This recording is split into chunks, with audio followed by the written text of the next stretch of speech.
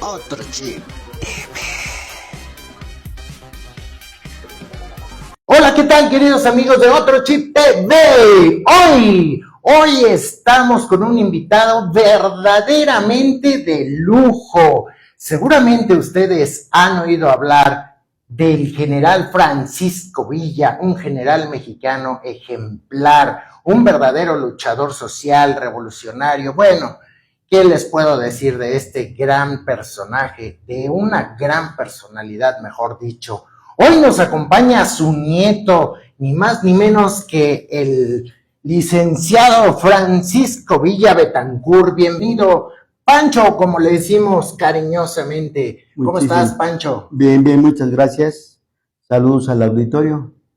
Aquí estamos. Y recuerden, antes de empezar la entrevista, si les gusta nuestra programación, no olviden darle like, activar la campanita, suscribirse y compartir con todos sus conocidos.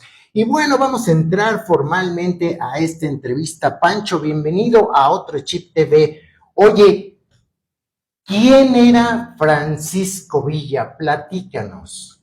Bueno, como personaje, Francisco Villa, Doroteo Arango Arámbulo, era el brazo armado de la Revolución Mexicana.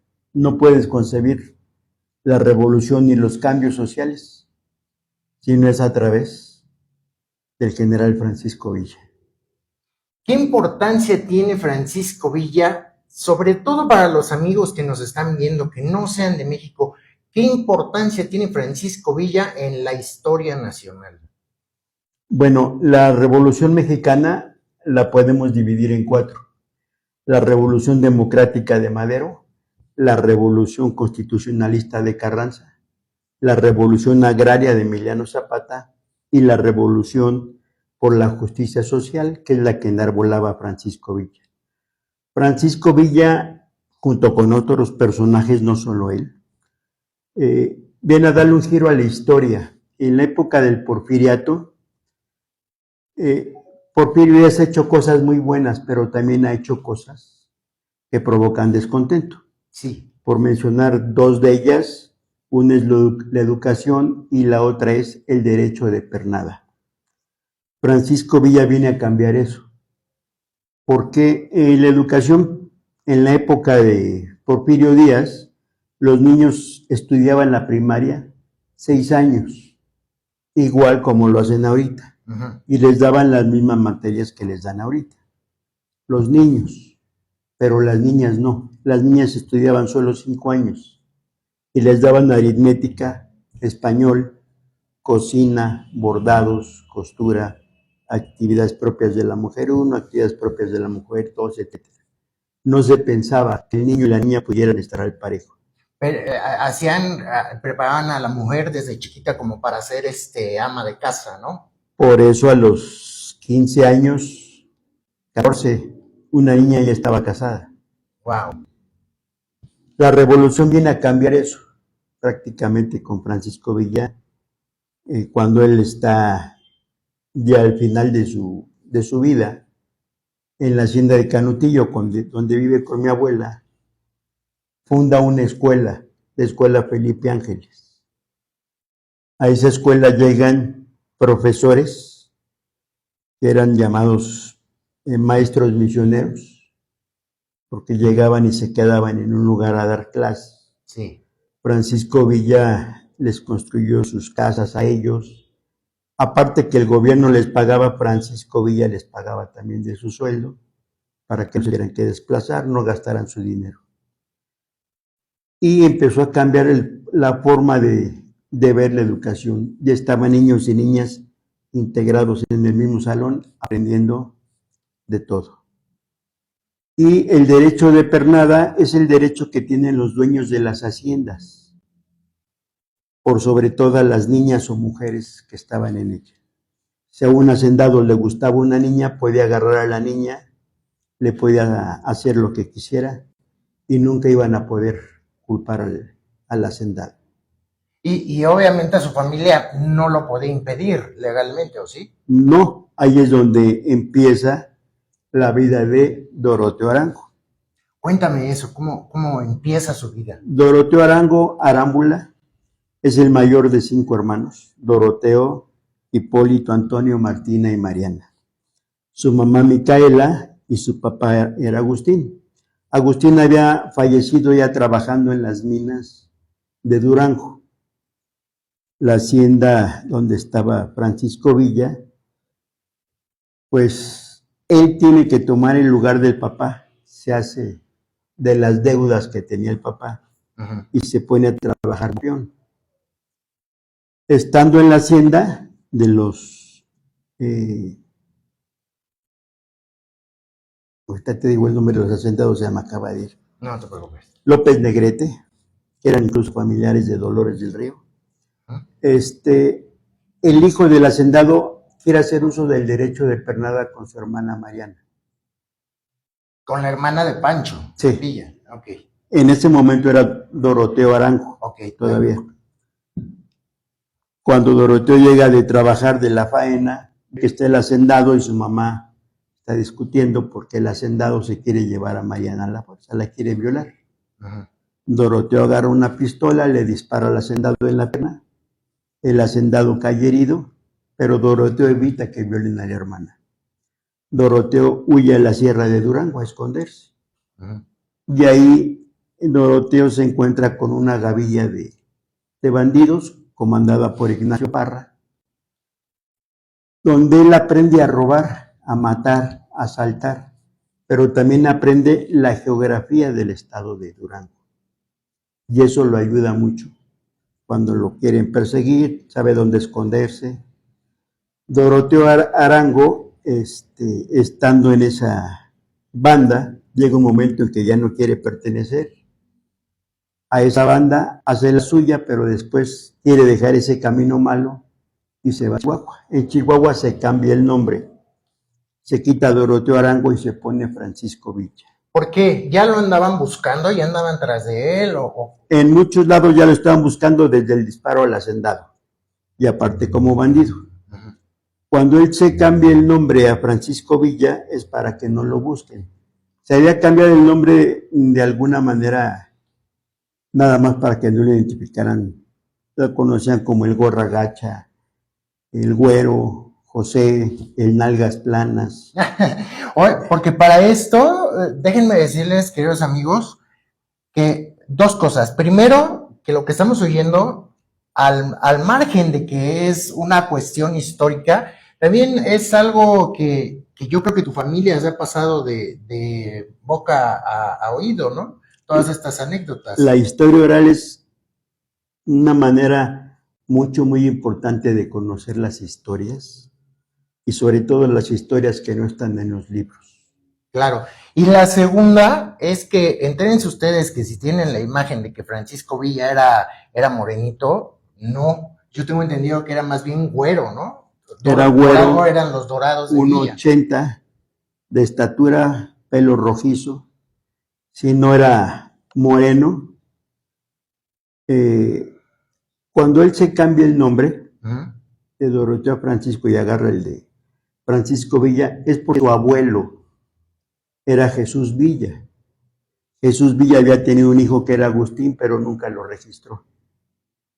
Entonces, cuando lo están buscando, él ya se quita el nombre de Doroteo Arango y toma el apellido del abuelo, que realmente le corresponde. Y el Francisco se presume que es por un tío que él admiraba o porque en ese momento lo inculcaron en la religión. Había muchos franciscanos en el lugar donde él nace y vive, que es San Juan del Río. Francisco vive de ahí y ya con el nombre que ya se cambió, conoce a Abraham González. Abraham González es el jefe del grupo antireeleccionista de Francisco y Madero, lo invita a que se una al movimiento armado. Abraham González le da un nombramiento, el primero, de manera por palabra, y le da el grado de mayor. Le platica de Francisco y Madero, una persona preparada, con dinero, con estudios, que quiere cambiar el país. Francisco Villa se enamora de esa ideología y promete serle fiel a Francisco y Madero. Cuando se conocen en Ciudad Juárez, Madero le da el nombramiento de teniente coronel honorario. No, perdón, teniente coronel, no, coronel brigadier honorario. Okay.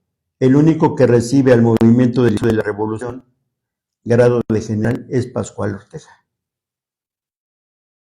Pascual Orozco, se me está yendo el avión, perdón. No te preocupes. Pascual Orozco.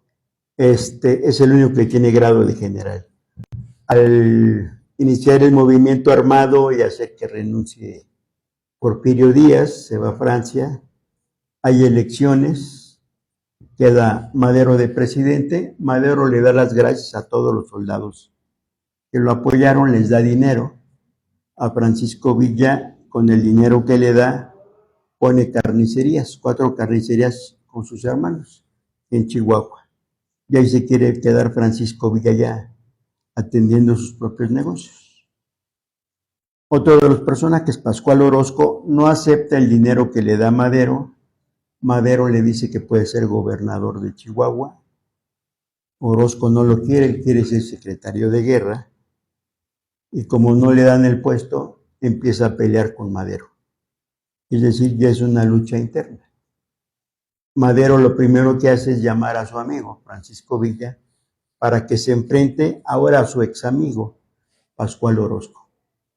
Francisco Villa entra a la segunda etapa de la revolución, entra a la División del Norte, pero en ese momento la División del Norte está comandada por el general Victoriano Huerta.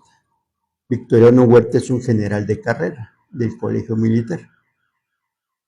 Francisco Villa se pone a sus órdenes y Huerta empieza a tener celos de Villa, porque las batallas que gana Villa son muy importantes.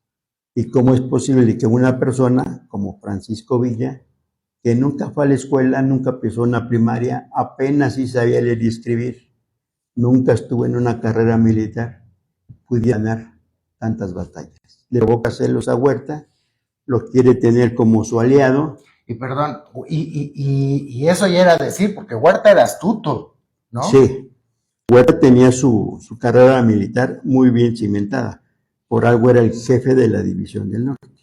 Huerta quiere cooptar a Francisco Villa para que esté de su lado, pero se topa con un Francisco Villa que no toma. Y eso le enoja a Huerta, porque Huerta era una persona totalmente alcohólica, casi siempre estaba tomando, pero tomaba buenas decisiones. Y lo que hace Huerta para tener de su lado a Francisco Villa, lo nombra general, le da el nombramiento. Después, como Francisco Villa no le hace caso, lo primero que hace es acusarlo del robo de una yegua.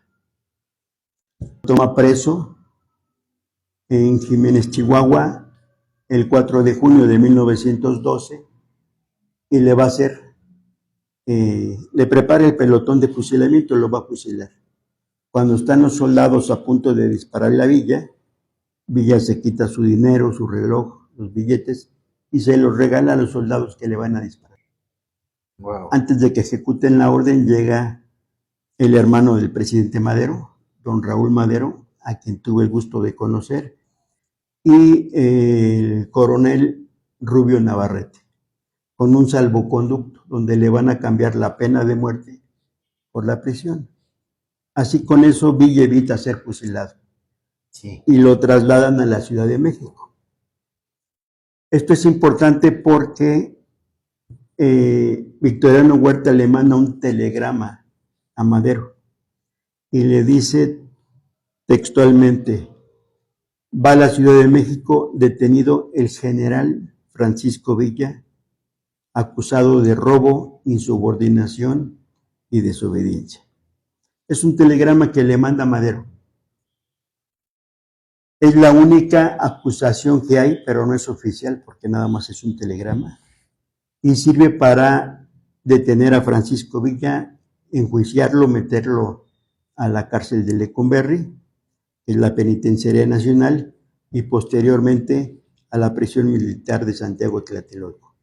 En todo el expediente de Francisco Villa Sí. no existe una sola acusación formal. Todos los militares que llevan la causa le están pidiendo a Huerta que le digan por qué está detenido Francisco Villa. Francisco Villa dice que es general, no lo toman como tal. Dice la parte que da la Secretaría de la Defensa es que no existen nombramientos de ninguna especie hacia Francisco Villa, es decir, no aparece la de general, no aparece la de coronel brigadier, no aparece la de mayor. Y lo tachan como jefe de rurales o el detenido quien se dice ser general, quien se dice ser coronel, pero no le dan el trato de general los militares que lo están juzgando. Uh-huh. Los militares que lo están custodiando se refieren a Francisco Villa como el general Villa. Y ahí sabe que hay un plan para asesinarlo y él solicita que lo cambien de la prisión de Lecumberri, que es penitenciaria nacional, es para gente civil, que lo pasen a una prisión militar. Lo pasan a una prisión militar, de ahí nos topamos. Entonces, si lo pasan a una prisión militar, ¿es militar o no? Pues sí. En la cárcel, en Lecumberri, le pagaban sus haberes, que son los sueldos a los soldados. Si le pagaban sus haberes, ¿se es militar o no se es militar? Claro. Estando en la prisión Santiago Tlatelolco, está ahí prácticamente un poquito más de un mes, y hace todo el plan para escaparse, porque sabe que lo van a matar, se escapa de la prisión de Santiago Tlatelolco y se va a Estados Unidos. Ya cuando regresa a México es para vengar la muerte de Madero, que Huerta asesinó en febrero de 1913, y él busca la venganza. Él está en Estados Unidos, atraviesa la frontera y llega con 7 personas a caballo buscando la venganza, es decir, 8 personas a caballo queriendo vengar la muerte de Madero. Y en lo que atraviesan el estado más grande de la República, que es Chihuahua, esas 8 personas se convierten en 60,000. Al frente viene Francisco Villa y se forma la División del Norte. Ya lo demás es historia. Claro. Oye, cuéntanos, ¿cómo es esa anécdota de que Pancho Villa ha sido el único que ha logrado ver, como decimos en México, verle la cara a los gringos, es decir, escurrirse de los gringos, esquivarlos, escaparse pues de los gringos? Francisco Villa, a todo lo largo de cuando está al frente de la División del Norte, siempre usó a los gringos de alguna manera a conveniencia. Incluso cuando era bandido, porque aprendió a robar ganado y lo vendían en Estados Unidos. Francisco Villa utiliza a los gringos, como lo digo, a su conveniencia, porque él compra las armas en Estados Unidos, las municiones. La gente en Estados Unidos lo admira. La gente quiere hacer negocios con Villa porque saben que Villa es pagador. Francisco Villa llega a negociaciones con la Mutual Film, una compañía de cine, donde van a grabar las batallas de Francisco Villa. Estamos hablando de 1914. Francisco Villa viene ganando todas las batallas, la Mutual Film graba esas batallas para hacer una película que se llama The Life of General Villa, la vida del general Francisco Villa, donde esa película Francisco Villa se personifica a sí mismo. Cuando sale un Francisco Villa joven, el actor que lo interpreta es Raúl Walsh, pero cuando aparece Francisco Villa adulto, es el mismo Francisco Villa que actúa en la película. O sea que este iba a ser actor también. Francisco Villa está catalogado, y esto es muy importante, porque la Mutual Film es una compañía norteamericana, filma en México, y la película se distribuye en todo el mundo. Francisco Villa se convierte en el primer, por decirlo así, rockstar internacional de Estados Unidos. ¡Qué bárbaro! Le pagaron $30,000. Esto no se lo pagaban en ese momento, 1914. a nadie, y con eso Francisco Villa uniforma a la División del Norte. Viene ganando todas sus batallas, todo está bien, hasta que ocurren pequeños percances. Uno de ellos es cuando le dicen al general Villa que no pase tan rápido con el caballo porque la cámara no lo puede grabar. Eso le enoja a Francisco Villa. Y otra de las circunstancias es cuando el director le avisa a Francisco Villa que no ataque tan temprano. Francisco Villa tenía la costumbre de atacar a las 5 o 6 de la mañana agarrando a los dormidos. Le dicen que no, que ataque a las 10 para aprovechar los rayos del sol para la filmación. Y eso ya fue el detonante para que Francisco Villa les diera las gracias a Fíjate, la o sea, compañía. por lo que entiendo, la productora quería darle ese sentido telenovelesco y Villa, que sí era el guerrillero, el combatiente, dice, no, las cosas no serían así en la realidad, serían de una manera diferente para poder lograr lo que se ha logrado, ¿no? Sí. Si es así, eso fue lo que le molestó, que la película fuera alejada de la realidad, ¿no? Estuvo alejada en algunas circunstancias, pero casi siempre era apegada de acuerdo a una historia gringa, pero sí tenía sus cuestiones reales, ¿no? Pero la película en sí la acaba la Mutual, y cuando acaba, el final es que Francisco Villa llega a ser presidente de México. Esa parte es muy importante, también más adelante la tocamos. Francisco Villa gana todas sus batallas. Eso hace que Carranza se vaya a Veracruz, entren Zapata y Villa México en diciembre del 14. En 1915, Francisco Villa quiere atacar a Venustiano Carranza, y en lugar de irse a Veracruz, desobedece a Felipe Ángeles, que era el artillero, la conciencia militar, y decide a la mera hora irse a atacar a Álvaro Obregón en las batallas del Bajío. Estamos hablando que es abril 1915. Francisco Villa pierde las batallas, no porque el ejército de Obregón sea superior, sino que las armas y las municiones que había comprado Francisco Villa estaban defectuosas. Se las había comprado a un judío que vivía en Estados Unidos, en un pueblo que se llama Columbus. Francisco Villa pierde la batalla más importante con Obregón. La División del Norte se deshace y Francisco Villa empieza a hacer ataques de guerrillas. Se va a buscar al judío que lo atacó, que le vendió las armas y las balas defectuosas. Se va a Columbus, 9 de marzo. Llega al pueblo. Samuel Raven se había ido al Paso, Texas, al dentista. No estaba en el pueblo. Samuel Raven es el que le vendió. El que le vendió las cosas defectuosas. Ya que está en Columbus, Villa arrasa con el pueblo, con el hotel, con el negocio, la tlapalería, las tiendas de Samuel Raven. Esa ciudad, ese pueblito más bien, en ese momento no tenían luz. Alumbraban las calles con lámparas con queroseno. Los villistas, al atacar ahí, lo primero que hacen es dispararle a las lámparas para que la gente no pudiera ver. Pero cuando cae el queroseno en las casas de madera, se prende todo eso y se hace una quemazón por todos lados. Es la única vez que alguien ha atacado a Estados Unidos, en Estados Unidos, y nunca le han podido hacer nada. Villa llegó, se cuentan entre 300 a 400 combatientes villistas.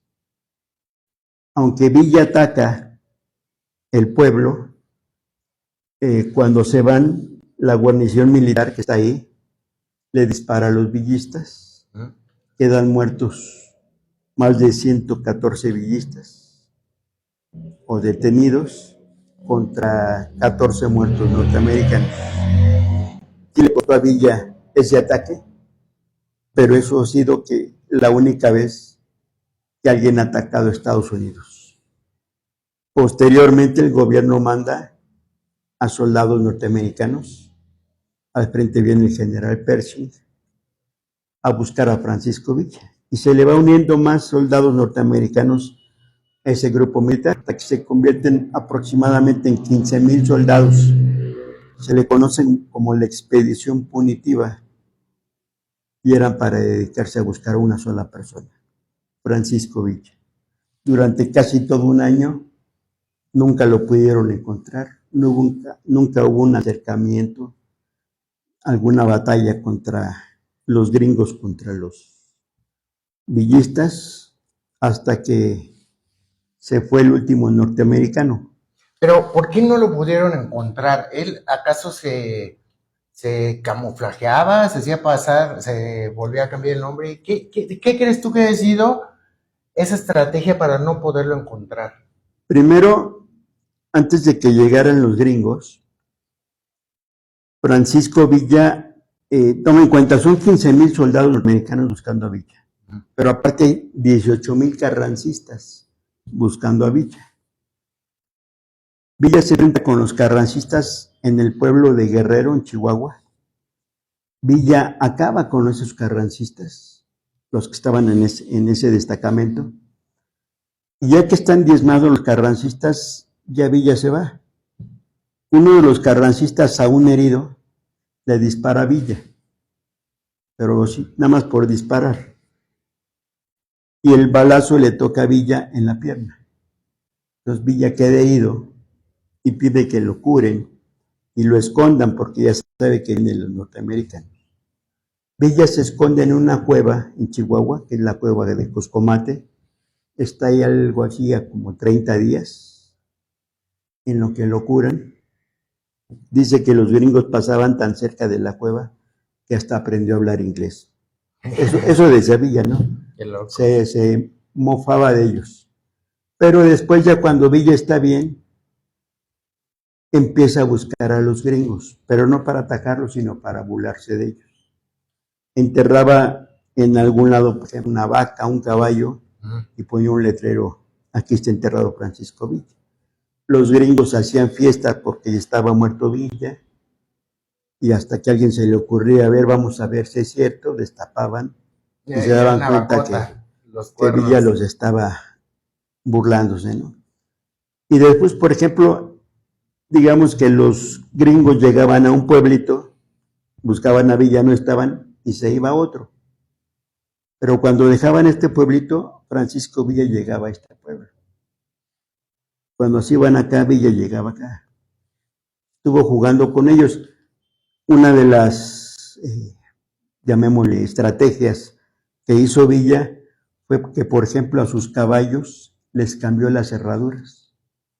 Entonces, si el caballo va a la derecha, las huellas indican que se fue a la izquierda. Fíjate, eso no se me había ocurrido ni. Y van los gringos a buscar a Villa a la izquierda, cuando Villa ya está por otro lado. Pero nada más estuvo jugando con ellos, como tal. Y nunca pudieron. Nunca pudieron. En lo personal, esto es a título personal,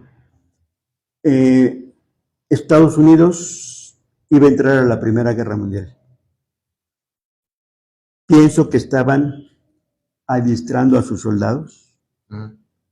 Pienso que si Estados Unidos realmente hubiera querido encontrar a Villa, lo hubiera encontrado. Así de sencillo. Y cosa más, para mí, más poética, más hermosa. El primer lugar donde le ponen una estatua o busto a Francisco Villa es en Columbus. Los gringos. Los gringos. Ese pueblo estaba destinado a desaparecer a través de la historia. Cuando Villa lo ataca, ese pueblo forma parte de la historia de Estados Unidos y ya no desaparece, empieza a crecer. Fíjate, todo lo que hizo Pancho Villa hasta en el extranjero, ¿no? Déjame decirte, todos los 9 de marzo en Columbus hacen la fiesta en honor a Francisco Villa cada año, como si fuera el santo patrón del pueblo. Tiene su estatua, tiene su busto, tiene una estatua pequeña a pie, del lado de la frontera, y cada 9 de marzo hacen una gran fiesta a los gringos en honor a Francisco Villa.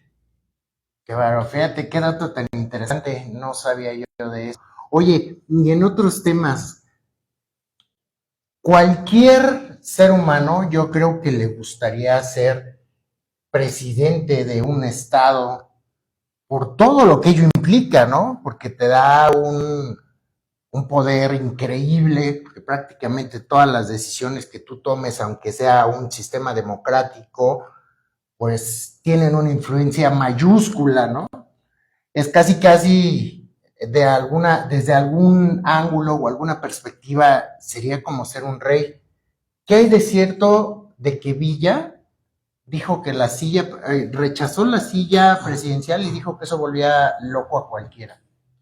¿Así fue? Sí. En 1914, cuando entran las dos fuerzas más importantes y populares, el Ejército Libertador del Sur con Emiliano Zapata Salazar y la División del Norte con Francisco Villa. Se encuentran primero en Xochimilco. Allá hacen el pacto de Xochimilco y es la primera vez que se conocen físicamente. Se conocían por cartas. Zapata le da un caballito con whisky a Villa para que brinden. Villa no tomaba una gota de alcohol. Le da una probadita, lo escupe y lo deja. Eso es el 4. Después se ve en el 6. Xochimilco en ese momento era un pueblo, no formaba parte de la Ciudad de México. El día 6 se ven en la Ciudad de México, en Reforma, y empiezan a hacer el desfile militar hasta Palacio Nacional. Sí. Le dan la vuelta por Reforma, agarran 5 de mayo, llegan a Palacio, acaban de ver el desfile ellos, se van a comer, etc. Hay un momento en que están en Palacio Nacional, donde se toman la famosa foto de la silla presidencial. Esa silla no era la presidencial, la silla presidencial se le había llevado ya Carranza a Veracruz. Eso era una silla que estaba en el Salón de Embajadores, que antiguamente había usado Porfirio Díaz, pero no era la silla presidencial. Cuando se van a tomar la foto, Villa le dice a Zapata que se siente. Zapata le dice que no, porque el que se siente en esa silla acaba idiota. Le dice a Villa que se siente, Villa le dice a él, y están así, siéntese usted, hasta que el que va a tomar la foto dice se imprime y está Villa sentado. Igual pudo haber sido Emiliano Zapata. Hay que recordar que cuando llegan las fuerzas de Villa y de Zapata, la Ciudad de México ya la había tomado Eufemio Zapata, el hermano del general Zapata. No la toman ni Zapata ni Villa. Cuando ellos llegaron prácticamente la ciudad ya estaba rendida. Por eso igual se pudo haber sentado Zapata en la silla. Pero entonces fue un dato meramente anecdótico, no Sí. Es que alguno de los dos estuviera discutiendo quién lucharía por llegar a ser presidente. No, incluso en algunos momentos, ese 6 de diciembre, entrevistándolos, les preguntan qué va a ser el presidente de los dos. Y Francisco Villa contesta, nosotros, refiriéndose a Zapata y a él, somos los hombres ignorantes que hacemos la guerra. Solo servimos para pelear. México necesita una persona preparada.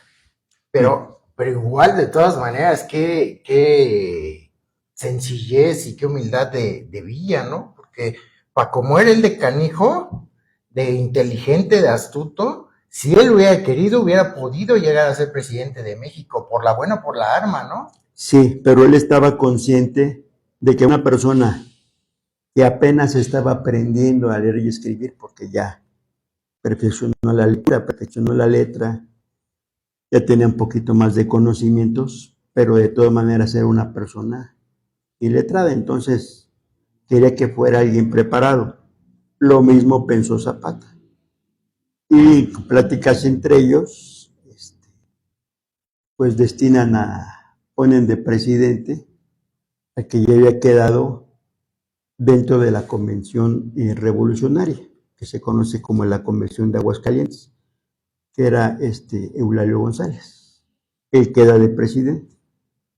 Y ya Villa se va, Zapata está unos días ahí en la Ciudad de México y después se va, deja de presidente, ya para que haga sus funciones como tal Eulalio.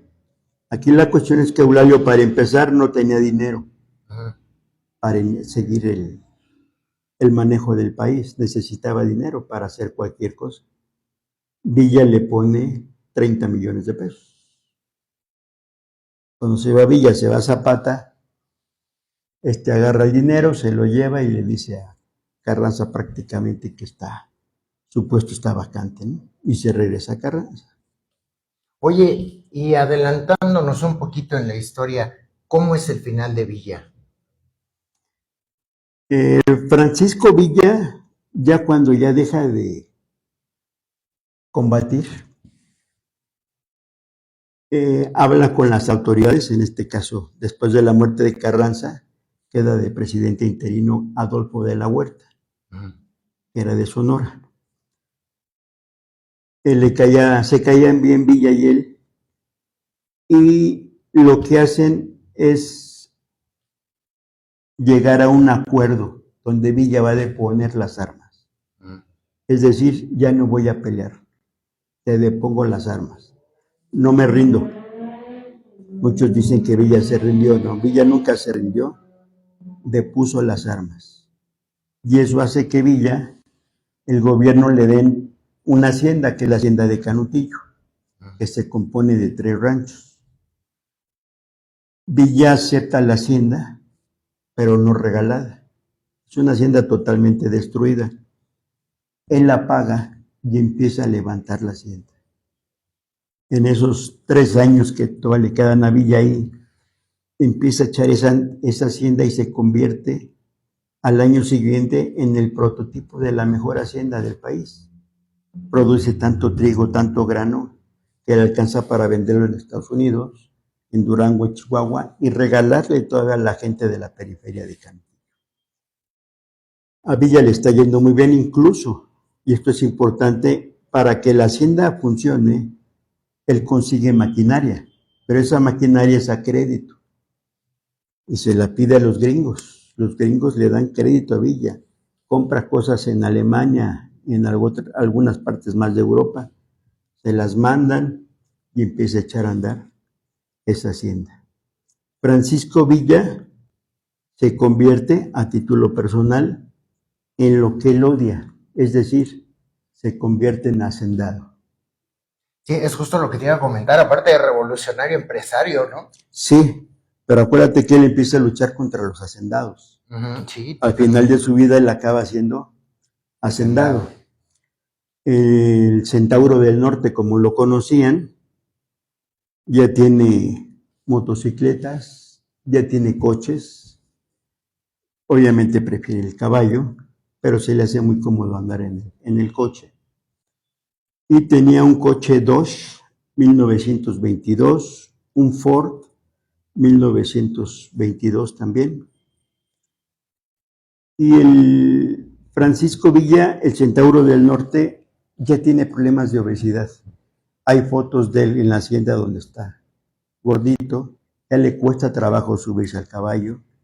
Hay fotos de él donde está con tenis, jugando raqueta, pero también sigue en las labores de campo. Es decir, a las 4 de la mañana él está arando para sembrar y después cosechar, marcando ganado, en las tardes atiende a la gente. Y Francisco Villa, esto es importante porque Francisco Villa, muchos piensan que tuvo muchas mujeres, muchas esposas.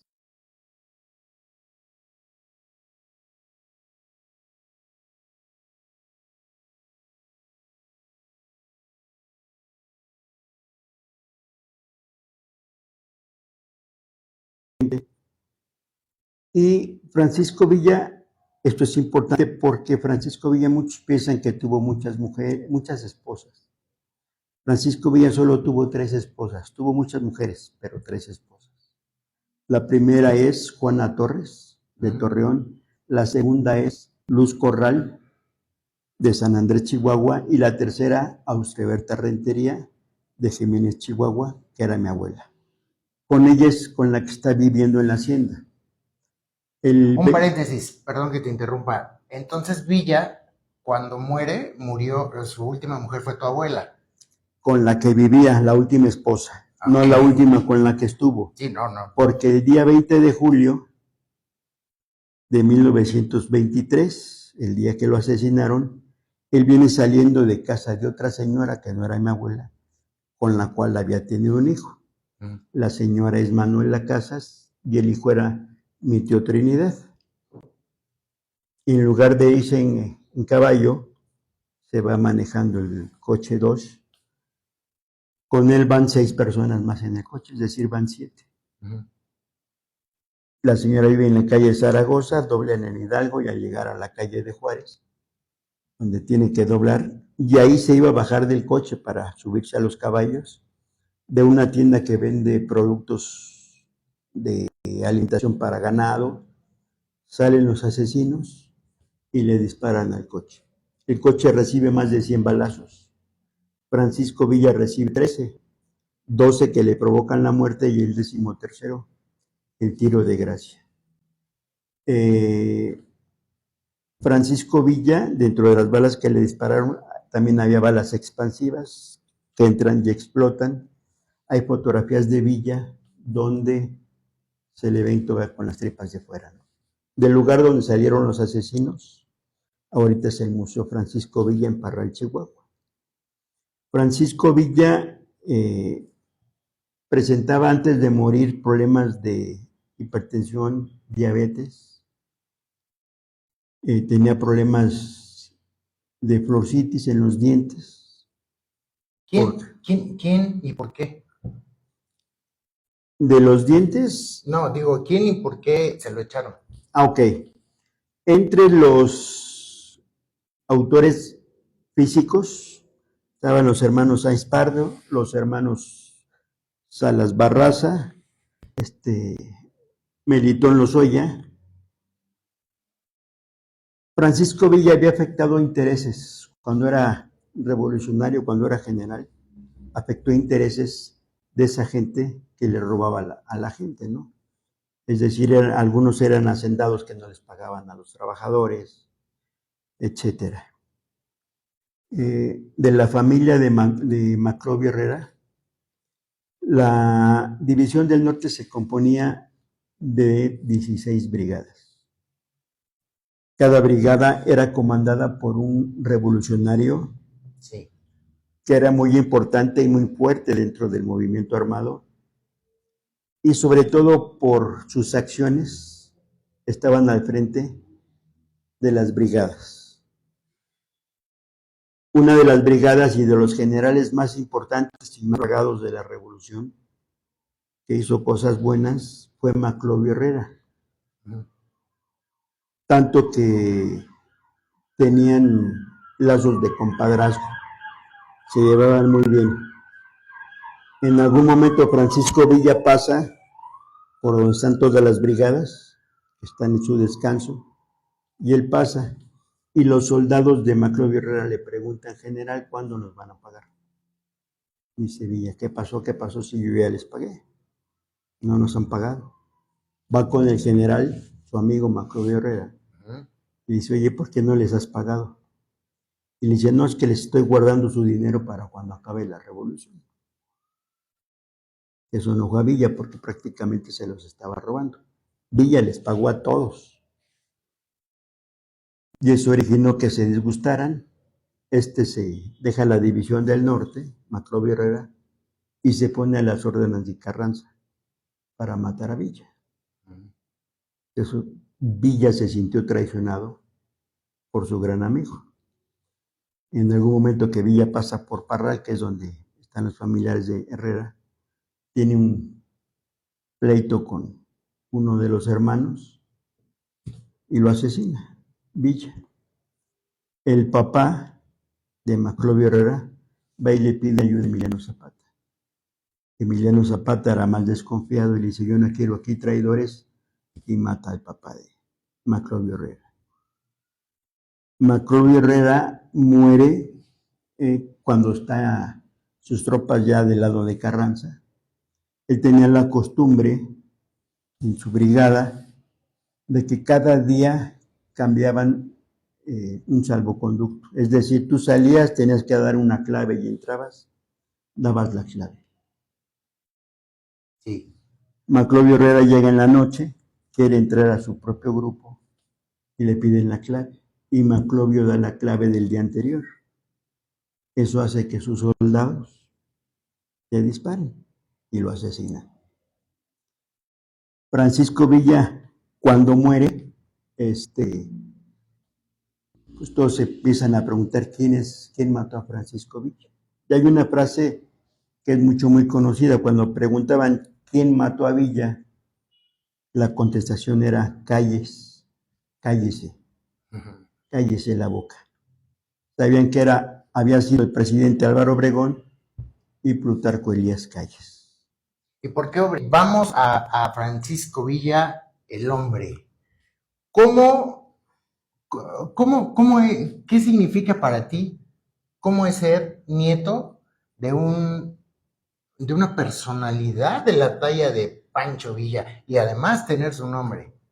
Bueno, de entrada es una gran responsabilidad y es muchísimo orgullo. Ser nieto de Francisco Villa, lo aprendí desde chico, era una responsabilidad porque no sabía que mi abuelo era Francisco Villa, pero no sabía yo quién era Francisco Villa. Lo aprendí de una manera poco convencional. ¿Cómo?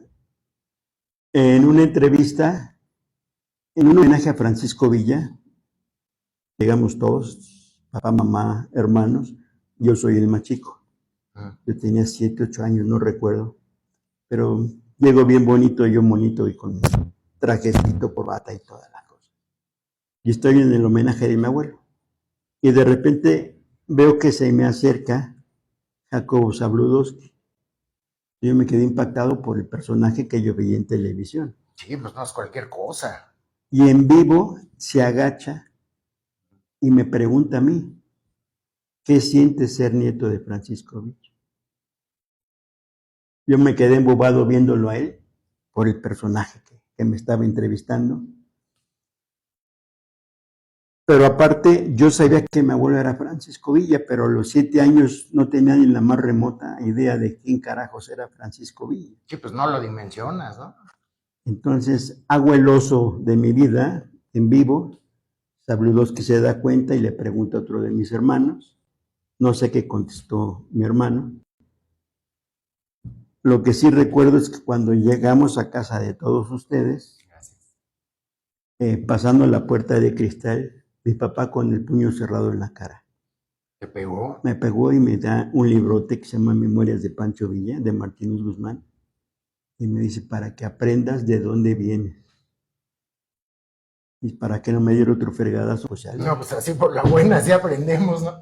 Ahorita le doy las gracias, porque gracias a él, aunque de una manera ortodoxa, pero me metió al gusto a la lectura. Yo te leo cualquier cosa.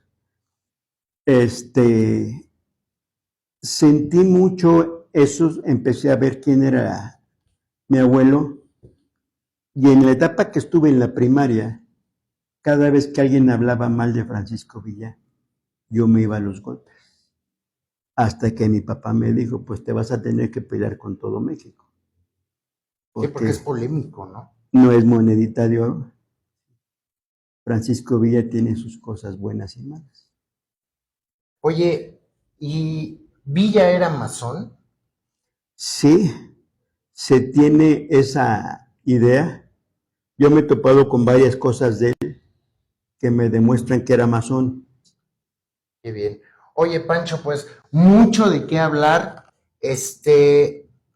Antes de irnos, hay una cosa importante que yo sé de ti. Tú eres conferencista, obviamente del tema de Villa, ¿no? Tienes una amplia gama de anécdotas, de cuestiones históricas. A mí me gustaría que si tú tienes a bien darnos alguna página, algún Facebook, algún lugar en donde te pueda contactar la gente si quiere llevarte a que des una conferencia? Claro que sí. Mi correo electrónico Tome nota. es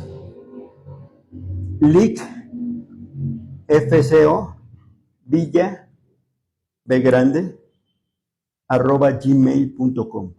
De todas maneras, eso vamos a poner aquí en la pantalla para que si alguno de ustedes esté interesado en que Pancho Villa vaya a darles una conferencia, con todo gusto puedan pedir informes a través de sus relaciones públicas. Y créanme, siempre es interesante, yo creo que no solo interesante, es necesario que conozcamos la historia de nuestro país, hablando específicamente del hermoso México, ¿no? Porque como dice el refrán, quien no conoce su historia está condenado a repetirla. Y hay que ver también que nuestro país, entre ellos Villa, está plagado de grandes luchadores idealistas, sociales y de mucha gente que ha ofrendado su vida e incluso su muerte por la libertad y por el bienestar de nuestro país.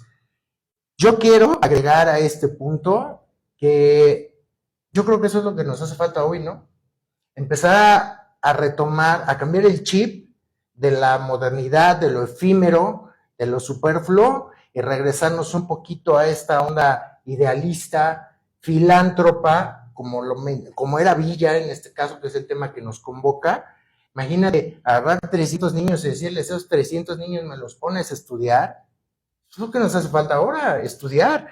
Hablo de la humanidad en general, pero especialmente en México, que es donde estamos ahorita, ¿no? Sí. Entonces, mucho que estudiar. Por favor, independientemente de este programa, no dejen ustedes de estudiar y estudiar especialmente la vida de los próceres mexicanos, entre ellos, sin duda, Francisco Villa y Emiliano Zapata, que será arroz de otro costal, pero que también es muy apasionante, ¿no? Claro que sí, como lo dices, dentro de las conferencias que tenemos a la disposición, aparte de ser una gran lista de las conferencias, son en relación a Francisco Villa, Emiliano Zapata, Felipe Ángeles, Porfirio Díaz, personajes de la Revolución, de diferentes aspectos, ¿no? Villa en el cine, Villa en el cómic, la salud de Villa, la sanidad de Villa, Villa en la religión, muchísimas.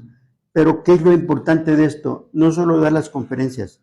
Cuando se dan las conferencias, las hacemos con diapositivas. Es decir, mientras estoy hablando, van a ver diferentes imágenes de Francisco Villa, muchas fotos son inéditas, y en algunos de los casos, cuando damos las conferencias, llevamos en exhibición objetos personales de los personajes de los cuales estamos hablando. No me digas eso. Entonces, junto con las conferencias hay la posibilidad de que lleves cosas originales de Francisco Villa. Claro, la gente sí. las puede estar cerca de ellas, más allá. Y en alguno de los casos las pueden tocar, y si son los sombreros se los pueden poner con debida responsabilidad. Sí, claro. Pero sí, es que solo es lo he aprendido, es la única manera de poder dar una conferencia de un personaje, no solo de voz, sino a través del objeto y la fotografía. Y, mis queridos Curiosity, ¿se imaginan ustedes ponerse un sombrero que perteneció a mi general Pancho Villa? ¿Te imaginas, mira, el que es creyente en las energías, ¿te imaginas qué energía debe tener ese sombrero? Y simplemente tú sabes, si ese sombrero pudiera hablar, todo lo que diría, todo lo que ha visto, todo lo que ha pasado, no se pierdan esa oportunidad. Insisto, vamos a dejar el correo para que puedan contactar a las relaciones públicas de nuestro querido Pancho, y ojalá, sobre todo a ustedes, instituciones que nos están viendo, puedan llevar no solo esta conferencia, sino también la exposición. Créanme que es algo muy sui generis y es algo que es necesario. Es como vivir una especie de película en la vida real, ¿no? Vivir esta conferencia con estas diapositivas y con estos objetos, ¿no? Sí. Es un viaje al pasado, definitivamente. Es una forma. Y lo que yo pretendo es, por ejemplo, si un niño ve la pistola la espada de Francisco Villa y la toca, eso al niño nunca se le va a olvidar. Y ese niño ya forma parte de la historia. Y además ya tiene algo que contarle a sus nietos, ¿no? Exacto. Qué bárbaro. Oigan, pues de verdad, no duden en llevar esta conferencia. Soy muy insistente porque es necesario que empecemos a cambiar el chip y empecemos a rescatar toda esta parte de la historia, porque además, historia la humanidad la tiene, pero la historia de México y en especial la parte de Francisco Villa es una historia muy, muy apasionante. Entonces, qué mejor que vivir una parte de la historia llevando esta exposición y esta conferencia. Pancho, ¿algo más que quieras agregar? Por favor, piensen en serio, si quieren, podemos llevar las conferencias a sus escuelas, nada más es cosa de que se contacten con nosotros. Muchísimas gracias. Al contrario, Pancho, quiero aprovechar el espacio para agradecerte que me distingas con tu amistad. Quiero también expresarte que respeto y admiro mucho. Les comento para que más o menos entiendan el contexto de lo que voy a decir. Hace unos días, previo a esta entrevista, tuvimos una pequeña plática en un café. Es un señor con mucha cultura.